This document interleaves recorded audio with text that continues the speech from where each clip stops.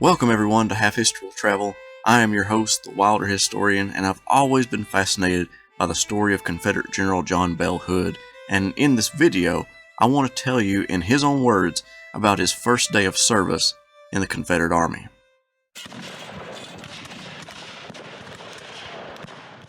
I went to Louisville in the early spring of 1861 and subsequently to Frankfort. I met with the governor, Mr. Breckinridge, and other prominent men of the Commonwealth. But after long debate and considerable delay, I became convinced that no decided action would be taken. I repaired at the latter part of April to Montgomery, Alabama, offered my services to the Confederate government, was appointed first lieutenant in the Army, and ordered to Richmond to report to Colonel R.E. Lee, who had very recently assumed command of all the troops in Virginia by authority of the governor of that state. During my long service in Texas, I had had occasion to visit almost every portion of that extensive and beautiful territory, and was able to form an idea of the future prosperity of that state. So deeply impressed had I become with its vast and undeveloped resources that I had, just prior to the war, determined to resign and make it my home for life. Therefore, when Kentucky failed to act, I entered the Confederate service from the state of Texas, which thenceforth became my adopted land.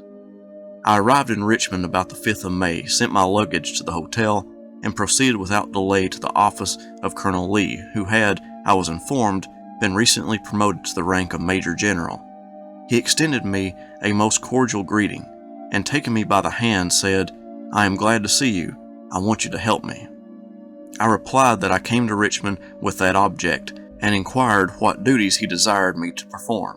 He answered, "I wish you to go to Yorktown and report to Colonel Magruder." I naturally asked him what time he desired me to leave. He turned his head, looked at the clock, and with a smile he said he would like me to go before I dined. It was then about 11 a.m., and I well knew he meant early dinner. I went immediately to the Ballard House, ordered my trunk to the station, and left for Yorktown.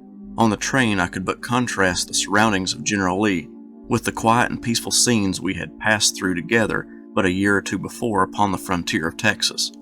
His office was in the 3rd or 4th story of, I think, the Mechanics' Institute, and he had around him, it seemed to me, every cobbler in Richmond, giving them instructions as to the manner of making cartridge boxes, haversacks, bayonet scabbards, and etc.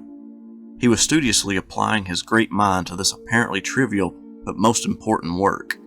The Confederacy was destitute of such equipments at that hour, and it may be safely asserted that his labor in this regard and in the organization of our troops was the source in a great measure of the success of our arms in the engagements which soon followed.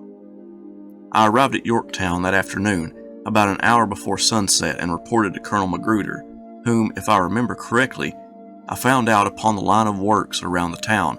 He forthwith placed me in command of several batteries then in position. Upon my right and left, almost as far as the eye could extend, were infantry regiments in line of battle, and in their front officers delivering stirring and warlike appeals to the men. As no tent or quarters had been assigned me, I sent for my trunk and sat upon it in the sand a greater portion of the night, gazing intently every few minutes in the direction of Fortress Monroe, in the expectation momentarily of beholding the enemy. The following morning it was ascertained that the Federals were not within 30 miles of this line bristling with bayonets. The excitement therefore soon subsided, and the soldiers returned to their respective bivouacs. Such was my first night of service in the Confederate Army.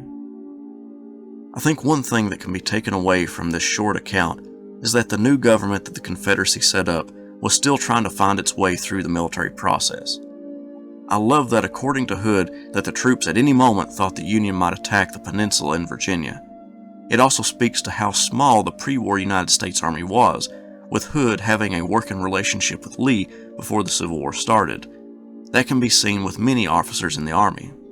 They were brothers in arms before the war, and in 1861, they took up arms against one another. Thank you all so much for watching, and I'll see you next time. Historian, where do you roam? Historian, far, far from home. Half history will travel reads the card of a man. A professor with knowledge in the heartland. To educate the world is his mission.